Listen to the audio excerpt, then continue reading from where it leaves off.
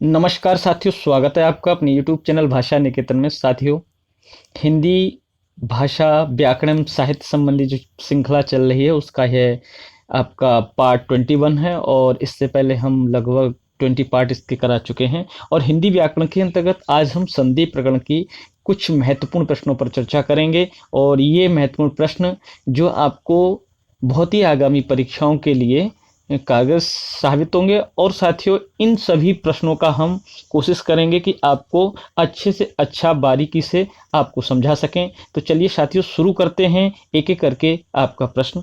तो साथियों, पहला आपका प्रश्न है, अभ्युदय शब्द में कौन सी संधि है? अभ्युदय शब्द में कौन सी संधि है? तो चलिए इसको समझते हैं। आप ही खुद इसको समझ के बताएंगे कि इसमें कौन सी संधि है। देखिएगा, अभ्युदय का जब हम संधि विच्छेद करेंगे तो साथियों यहाँ पर देखते हैं, यहाँ अभिधन उदय हो जाएगा और अभी का हम जो आपका अभी में जो आपका अंतिम वर्ण है वो है वी, तो वी का ई और उदय का जो आपका प्रारंभिक वर्ण है वो है उ। तो अभी का ई और उदय का उ मिलकर हो जाएगा यू, क्योंकि यहाँ पर ई का या हो जाता है। आपको बताना है तो समझिएगा, यण संधि क्या कहती है। यण संधि साथियों कहती है कि यदि ई उ री लिरी के बाद, ई उ री लिरी या ई उ री के बाद यदि कोई भी असमान स्वर आए तो ई का या, उ का वा, री का रा, और यदि संस्कृत में अगर हम बात करेंगे तो लिरी का ला हो जाता है।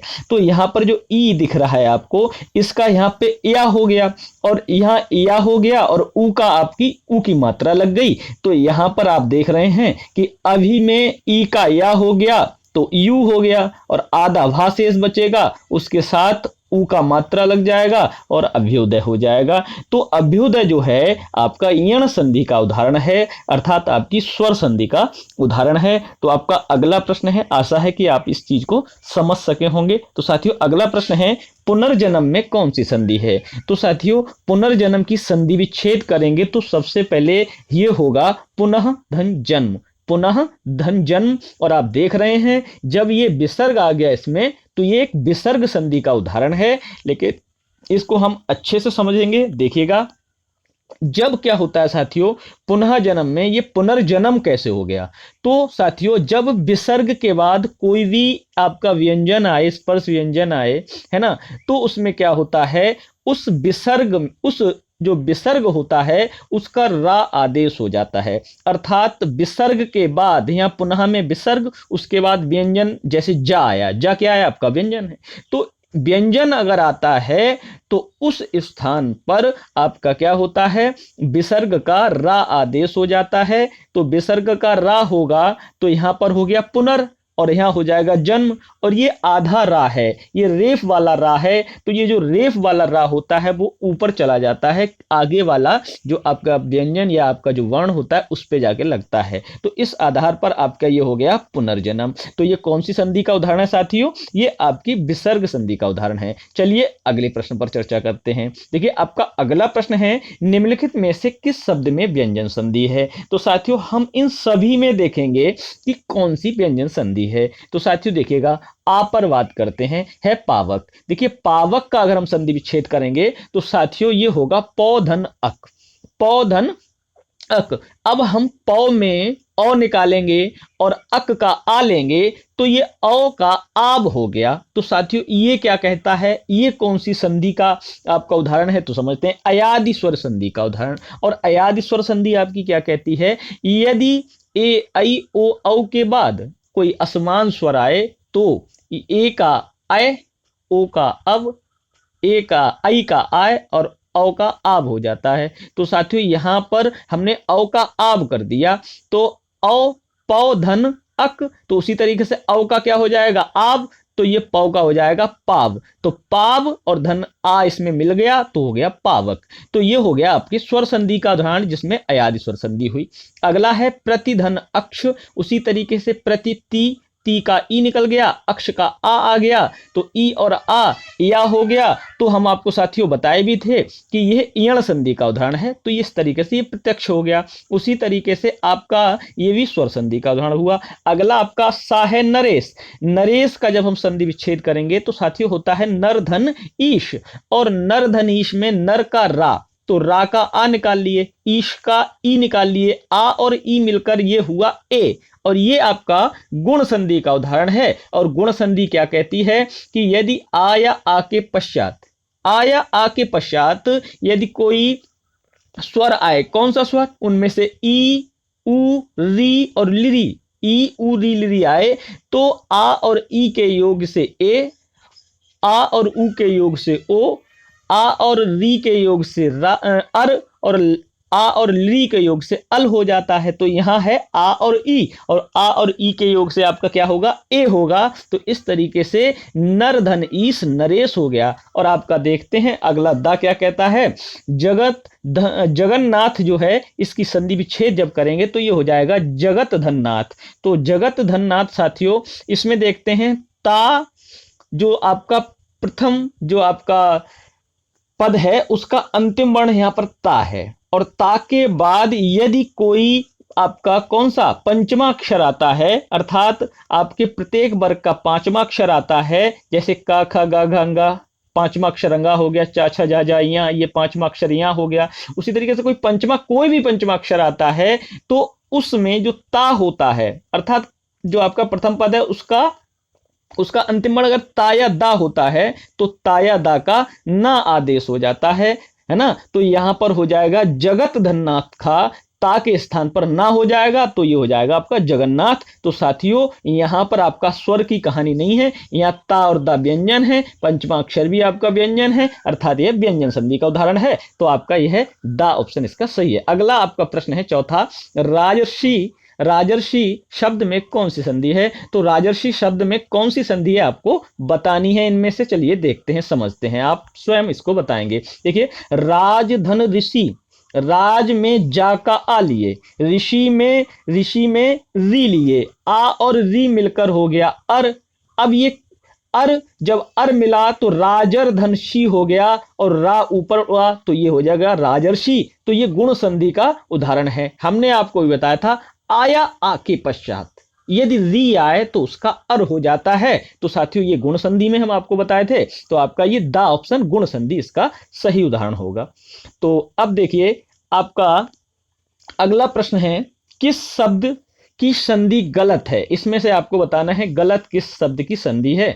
तो इसमें से आपका है अतःधन एव अतएव। तो देखिए अतःधन एव में हम देखते हैं ता का यहाँ स्वर विसर्ग ले लिए और उसके साथ स्वर का हम जोड़ किए, तो विसर्ग के साथ यदि स्वर आता है तो क्या होता है, विसर्ग का लोप हो जाता है। तो इस आधार पर ये अतएव हो गया, ये आपकी विसर्ग संधि है, सही उदाहरण है। अगला देखते हैं मम धन इतर, मम धन म धन इतर में आपके जो पद है उसका अंतिम वर्ण मां, तो मां का आ लिए और इतर का ई लिए, आ और ई मिलकर ए हो गया, गुण संधि का उदाहरण है। तो ममेतर ये भी आपका सही है। अगला आपका है सा अक्षधन उहिनी अक्षधन उहिनी। तो यहां पर अक्षधन उहिनी में आपका अक्षोहिणी, ये आपका गुण संधि का अपवाद है साथियों। तो ये यहां क्या होता है, वैसे तो आ और उ मिलकर अक्ष में शाह का आ लेंगे उ लेंगे, तो आ और उ मिलकर गुण संधि के अनुसार तो ओ होना चाहिए, लेकिन यह अव हो रहा है जो वृद्धि संधि में होता है, तो ये गुण संधि का क्या है, अपवाद है। अगला आपका है नवधन ऊड़ा। तो नवधन ऊड़ा में आपका देखेंगे नवधन ऊड़ा हो जाता है आ, नव का वा का आ, ऊड़ा का उ, आ और मिलकर होगा ओ, तो हो जाएगा नवोड़ा। तो ये सही है, गुण संधि का उदाहरण है। तो इस तरीके से आपका आ, बा और सा तीनों सही हैं, क्योंकि अक्षोहिणी भी अपवाद है, इसी तरीके से होता है और सही है। मवधन इतर भी अपवाद है, ये भी सही है। उसी तरीके से यहाँ नवधन ऊड़ा जो गलत है, क्योंकि यहाँ वृद्धि संधि के अनुसार दे दिया है, इसको नवोड़ा कर दिया है, लेकिन होना क्या चाहिए, नवोड़ा होना चाहिए। तो ये आपका ऑप्शन द गलत है, इसलिए यहाँ द ऑप्शन होना चाहिए। अगला आपका प्रश्न क्या है, इनमें से किस विकल्प का संधि विच्छेद गलत है। इनमें से आपका बताना है कि किस विकल्प का संधि विच्छेद गलत है। तो साथियों देखते हैं, लोकोपचार में लोक धन उपचार, लोक में का आ ले लेंगे, उ ले लेंगे उपचार का, आ और उ मिलकर ओ, आपका ये हो जाएगा लोकोपचार, गुण संधि का सही उदाहरण है, बिल्कुल सही है संधि। अगला देखते हैं कदा धन अपि, कदापि का संधि विच्छेद, कदा धन अपि, कदा का आ ले लिए दा का आ, अपि में आ ले लिए, आ और आ मिलकर आ अर्थात कदापि हो गया, तो ये दीर्घ स्वर संधि का उदाहरण है। ये भी आपका साथियों सही है। अगला हम देखते हैं कि प्रत्युपकार। प्रत्युपकार में प्रतिधन उपकार होना चाहिए, यही यहाँ गलत हो जाता है, क्योंकि ये आपका ईण संधि का उदाहरण होगा। ई के बाद यदि कोई असमान स्वर आए तो ई का या हो जाता है, तो प्रत्युपकार ये वैसे यहाँ पर प्रति होना चाहिए, यहाँ जो लिखने आया इन्होंने प्रत्यय। और सप्तर्षि में सप्तधन ऋषि जो आपका गुण संधि का उदाहरण है, ये आपका आ बा और दा ठीक है, लेकिन सा ऑप्शन गलत है, तो यहाँ सा ऑप्शन इसका आंसर सही होगा। अब देखते हैं साथियों आपका अगला प्रश्न। आपका अगला प्रश्न है गायक का सही संधि विच्छेद क्या होगा। देखिए गायक में हमने आपको थोड़ी देर पहले आपको बताया था, अयादि संधि का क्या है, यदि ए ऐ ओ औ के बाद असमान स्वर आए तो ए ऐ का ऐ आए, ओ औ का अव आव क्रमशः हो जाता है। तो ए ऐ, तो ऐ का आय होता है ना, गाय, गए तो है नहीं गाय है, तो आय का ऐ दो मात्रा लगेगी इसमें, तो गई धन अक हो जाएगा, तो ऐ धन आ बराबर आय होता है, तो अर्थात अयादि संधि में आपका बा ऑप्शन इसका यहाँ सही दिखाई दे रहा है। अगला आपका प्रश्न है अभीष्ट का सही संधि विच्छेद क्या होगा। अभीष्ट का सही संधि विच्छेद होगा अभिधन इष्ट, अर्थात ई और ई मिलकर आपका बड़ी ई हो गया, तो अभीष्ट हो गया दीर्घ स्वर संधि। दीर्घ स्वर संधि क्या कहती है साथियों, यदि कोई समान वर्ण के बाद समान वर्ण आए, चाहे वो आपका ह्रस्व हो चाहे वो आपका दीर्घ हो, लेकिन उनके योग से ह्रस्व ह्रस्व का योग, ह्रस्व दीर्घ का योग, दीर्घ ह्रस्व का योग, दीर्घ दीर्घ का योग, यदि इनमें योग होता है तो इन सब का दीर्घ होता है, ये आपकी दीर्घ संधि है। तो ई और ई मिलकर आपका बड़ी ई हुई, तो ये अभिधन इष्ट अर्थात अभीष्ट हो जाएगा, तो आपका आ ऑप्शन इसका सही है। चलिए देखते हैं अगला प्रश्न। साथियों अगला प्रश्न आपका है किस शब्द का संधि विच्छेद सही नहीं है। तो साथियों इनमें आपको बताना है किस शब्द का संधि विच्छेद सही नहीं है। तो साथियों देखिएगा आपका आ है शुभाशीष, शुभ धन आशीष, तो यहां देखिए यही आपका देखिए गड़बड़ हो जा रहा है, शुभ धन आशीष, क्योंकि शुभ धन आशीष होना चाहिए। लेकिन चलिए और भी हम उदाहरण देख लेते हैं। पहले कपिधन ईश, कपीश हो जाएगा, दीर्घ संधि का उदाहरण हो जाएगा। प्रणाम प्रधन नाम, ये आपको थोड़ा समझना है। देखिएगा साथियों जब कभी हम रा का योग, दोनों पदों में कहीं भी यदि रा हो और उसका योग ना के साथ करते हैं तो रा नहीं हो और कौन कौन सा हो, तो समझ लीजिए पूरी कहानी।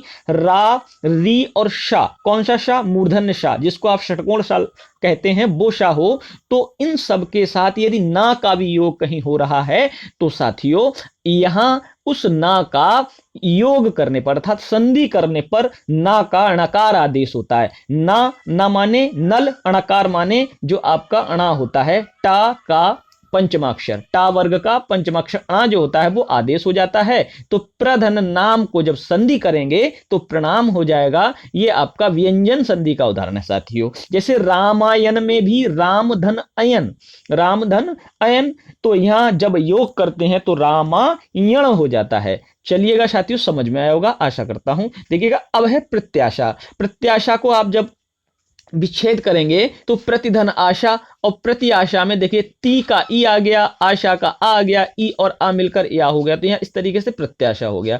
अब साथियों है आपका अगला प्रश्न, किस शब्द की संधि सही है।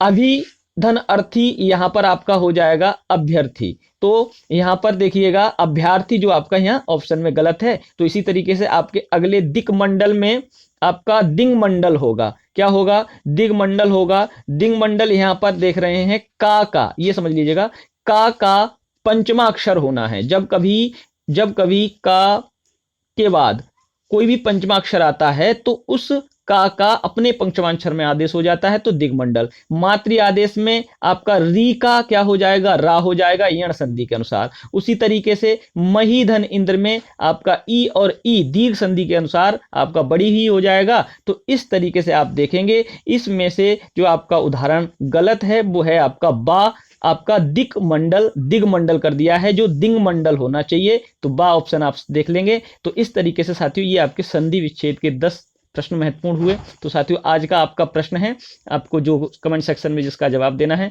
देखिएगा कारागार की संधि विच्छेद करते हुए इसके संधि का नाम भी लिखना है। तो साथियों चलिए, आपको सब्सक्राइब करना है, चैनल को नहीं किए हैं तो। फिर मिलते हैं अगले वीडियो के साथ। नमस्कार।